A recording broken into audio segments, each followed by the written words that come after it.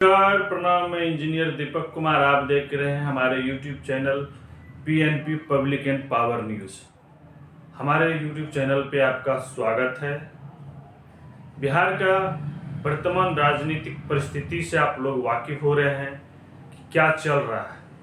क्या एनडीए गठबंधन का जो नई सरकार बनी है, क्या वो ठीक ठाक है, परिस्थिति ठीक है, क्या वो सरकार चल सकती है, क्या वो सरकार गिर सकती है। क्योंकि जिस तरह से राजनीतिक समीकरण दिख रहा है कि एनडीए गठबंधन के अंदर भी ठीक नहीं चल रहा है और नीतीश कुमार राजनीतिक प्रेशर बन रहा है कि उनके ही घटक दल लोग प्रेशर बना रहे हैं और इस पे बीजेपी एक भी जवाब नहीं दे रहे हैं। तो क्या नीतीश कुमार के सीएम कुर्सी पे खतरा है? क्योंकि उनके जो मुख्य मंत्रालय था उस पर भी दबाव बनाया गया, लेकिन वो सहमति बन गया। कल ही मंत्रालय का विस्तार हुआ जिसमें ये क्लियर था कि सम्राट चौधरी जी को स्वास्थ्य विभाग दिया जाएगा और उन्हें स्वास्थ्य विभाग उद्योग की तरफ से दिया गया मंत्रालय। तो आप लोग को क्या लग रहा है, सम्राट चौधरी जो वर्तमान अभी डिप्टी सीएम है, वो पूर्व डिप्टी सीएम तेजस्वी यादव से बेहतर स्वास्थ्य विभाग में काम कर सकते हैं? क्योंकि वो भी स्वास्थ्य विभाग के मंत्रालय मंत्री थे। जिस तरह से आप पूर्व स्वास्थ्य में कार्य देखे, इस तरह स्वास्थ्य विभाग में बदलाव हुआ। क्या आपको लगता है कि वर्तमान जो एनडीए की नई सरकार बनी है वो करीब 1 साल, विधानसभा बचा है, इलेक्शन 2025 में विधानसभा भी होंगे, तो क्या इस 1 साल के दरमियान में सम्राट चौधरी जी अपना कार्यशैली दिखाएंगे जनता को बेहतर? तो जनता को उम्मीद है और जनता उम्मीद टिकाए हुए है। लेकिन जो एक आपको बात बोले कि एनडीए गठबंधन में चल रहा है घमासान, कि जिस तरह मांझी जी खुले मंच पे आके बोल दिए कि मुझे 2 मंत्रालय चाहिए, जिस तरह से हमारा बहुमत है, जिस तरह से हमारे पास विधायक हैं, विधायक के साथ 4 विधायक के साथ हम इस पार्टी में गठबंधन किए एनडीए घटक दल में, क्योंकि मुझे महागठबंधन से ऑफर था कि दलित चेहरे सीएम बनाया जाएगा, लेकिन हम उस ऑफर को ठुकरा कर एनडीए गठबंधन में आने का स्वीकार किया और 2 मंत्रालय इसीलिए मेरा मांग है। क्योंकि एक निर्दलीय विधायक को बिन मांगे मंत्रालय पद दिया जाता है, वो भी मनचाहा। तो क्या मुझे 2 मंत्रालय नहीं चाहिए? तो देखिए जिस तरह से नीतीश कुमार पे दबाव पड़ा, मांझी जी को 2 मंत्रालय मिल गया। अब उसी मैटर को लेकर चिराग पासवान एनडीए गठबंधन में कूद चुके हैं और उन्होंने प्रतिक्रिया दे दिया कि क्या निर्दलीय को मंत्रालय दे सकते हैं। तो कहीं न कहीं, और जिस तरह चिराग पासवान नीतीश कुमार जी पे वार कर रहे हैं, प्रेशर बना रहे हैं, और जिस तरह बीजेपी चुप्पी साधी हुई है, एक भी जवाब नहीं दे रहे हैं, क्या ये लग रहा है कि बीजेपी प्रेशर बनाए हुए है?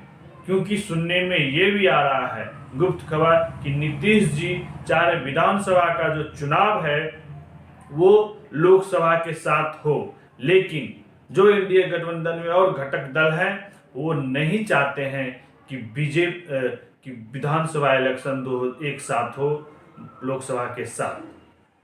तो क्योंकि नीतीश कुमार को डर बना हुआ है कि उनकी कुर्सी भी जा सकती है, क्या उनकी सीट शेयरिंग में कमी आ सकता है लोकसभा में, क्या उनकी सीट शेयरिंग विधानसभा में भी कमी आ सकता है। ये सारे डर बनाए हुए हैं और प्रेशर बनाए हुए हैं एनडीए गठबंधन के ही घटक दल उपेंद्र कुशवाहा भी सवाल कर रहे हैं, जो मांझी जी भी कर रहे हैं, चिराग पासवान कर रहे हैं और बीजेपी अपना चुप्पी साधे हुए हैं।